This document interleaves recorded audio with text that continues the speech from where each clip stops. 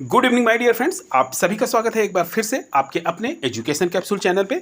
और जैसा कि आपने थंबनेल देख लिया होगा तो हम बता दें कि अभी थोड़ी देर पहले पंचायती राज विभाग की तरफ से एक प्रेस नोट रिलीज की गई है। और वो रिलीज की गई है आपकी जो आज काउंसलिंग हुई है 37 जिले यानी 38 जिलों में, जो पटना का भी जो द्वितीय काउंसलिंग थी और 37 जो जिले हैं उनकी प्रथम काउंसलिंग थी, तो उससे संबंधित उन्होंने एक प्रेस नोट रिलीज की है। इसमें इन्होंने कहा है कि देखिए, हमने जो थंबनेल में लगाया है 1005 अभ्यर्थियों को नियुक्ति पत्र ये दे चुके हैं, ठीक है।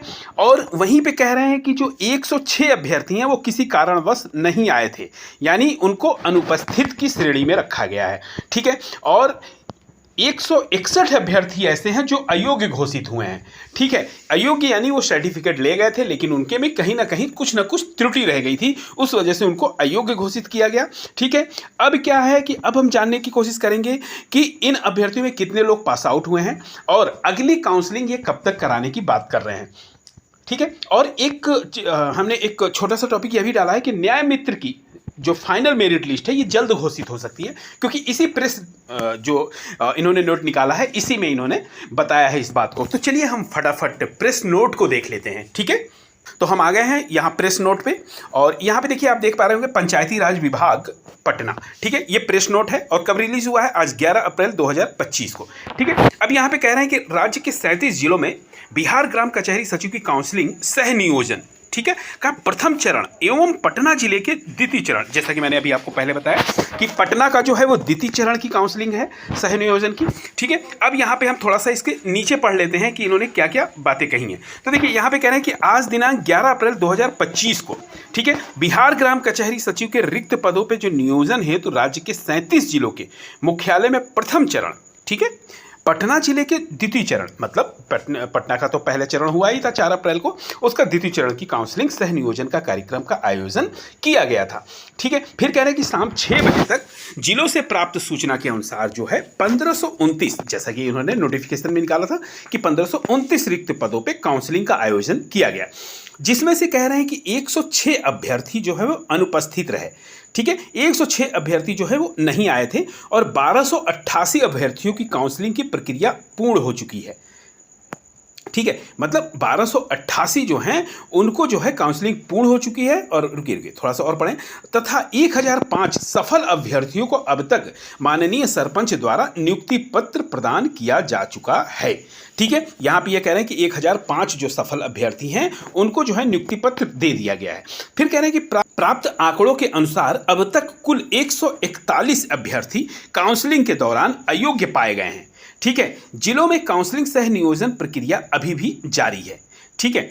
अब यहाँ पे कह रहे हैं कि सफल अभ्यर्थियों का योगदान भी काउंसलिंग के उपरांत स्वीकृत कर लिया गया है, मतलब इनका जो योगदान है वो काउंसलिंग के उपरांत स्वीकृत कर लिया गया है। अब जो है ये किसी भी मतलब अपना जाके कार्य दिवस में वहाँ अपना ग्राम पंचायत में जाके अपना ज्वाइन कर सकते हैं, वहाँ से आप जाकर अपना कार्य को समझ सकते हैं, ठीक है। अब यहाँ पे आगे की तरफ थोड़ा सा हम बढ़ेंगे। यहाँ पे कह रहे हैं नियोजन की यह पूरी प्रक्रिया पारदर्शी बनाने के लिए विभाग द्वारा अभ्यर्थियों को आधिकारिक वेबसाइट तथा विभाग के सोशल मीडिया प्लेटफॉर्म के माध्यम से निरंतर मतलब प्रदान की गई है, ठीक है ना। इस प्रक्रिया को पारदर्शी बनाने के लिए जो भी है जानकारी जो है वो निरंतर प्रदान की गई है। साथ ही आवेदन, औपबंधिक मेधा सूची, आपत्ति निवारण, अंतिम मेधा सूची एवं काउंसलिंग सह नियोजन से जुड़ी अन्य प्रक्रिया ऑनलाइन पूर्ण की गई है, ठीक है। इसकी बात कर रहे हैं ये, ठीक है। अब अगले पृष्ठ पे चलते हैं। यहाँ अगले पृष्ठ पे कह रहे हैं कि माननीय सरपंचों, ये सरपंचों को मतलब उनकी सक्रिय सहभागिता के लिए उनको धन्यवाद कर रहे हैं। तो यहाँ पे कह रहे हैं कि नियोजन समिति के अध्यक्ष के रूप में माननीय सरपंचों की सक्रिय सहभागिता से पूरी प्रक्रिया न केवल समय पे पूर्ण हो गई है बल्कि इनके द्वारा अभ्यर्थियों को अफवाहों के प्रति जागरूक करते हुए प्रक्रिया को पारदर्शी बनाने में भी महत्वपूर्ण योगदान दिया गया है, ठीक है। फिर कह रहे हैं कि ऑनलाइन आवेदन से लेकर अब तक काउंसलिंग सह नियोजन की पूरी प्रक्रिया विभाग द्वारा पारदर्शिता सुनिश्चित करते हुए 3 माह से भी कम समय में पूर्ण कर ली गई। तो यहाँ ये बात कह रहे हैं, ठीक है। ये मतलब एक तरह से सरपंचों को बधाई दे रहे हैं कि आपकी वजह से ही ये जो है हमने बहुत ही 3 माह के अंदर इसको पूरा किया है। फिर ये देखिए यहाँ पे एक इन्होंने न्याय मित्र के लिए एक बड़ा ही बढ़िया कहा है। इन्होंने कह रहे हैं कि आने वाले समय में मतलब जैसे ही, अब इन्होंने अभी कोई तिथि नहीं बताई है, लेकिन कह रहे हैं कि आने वाले समय में न्याय मित्र की नियोजन प्रक्रिया को भी पारदर्शी तरीके से पूर्ण करने के लिए विभाग जो है प्रयत्नशील है। अब इसके बाद जल्दी ही नंबर जो है न्याय मित्र की काउंसलिंग का है, ठीक है। तो संभवतः मुझे लग रहा है कि अप्रैल के लास्ट या उसके सेकेंड लास्ट वीक से जो है आप लोगों का स्टार्ट हो जाना चाहिए। अब हम संभावित कह रहे हैं, ठीक है। तो ये जो है आपका प्रेस नोट जो है ये जारी किया गया है। तो ये प्रेस नोट जो है अभी थोड़ी देर पहले रिलीज हुई है, तो हमने सोचा कि आपको इस प्रेस नोट्स के जरिए हम अवगत करा दें कि आज दिन भर की कार्रवाई में क्या हुआ, और जैसे कल भी कोई अगर सूचना मिलती है तो हम आपको अवगत कराएंगे, ठीक है। तो ये थी हमारी तरफ से संक्षिप्त जानकारी, लेकिन महत्वपूर्ण जानकारी। ऐसे ही वीडियो के साथ फिर मिलते हैं अगले वीडियो में। तब तक के लिए आप सभी का बहुत बहुत धन्यवाद।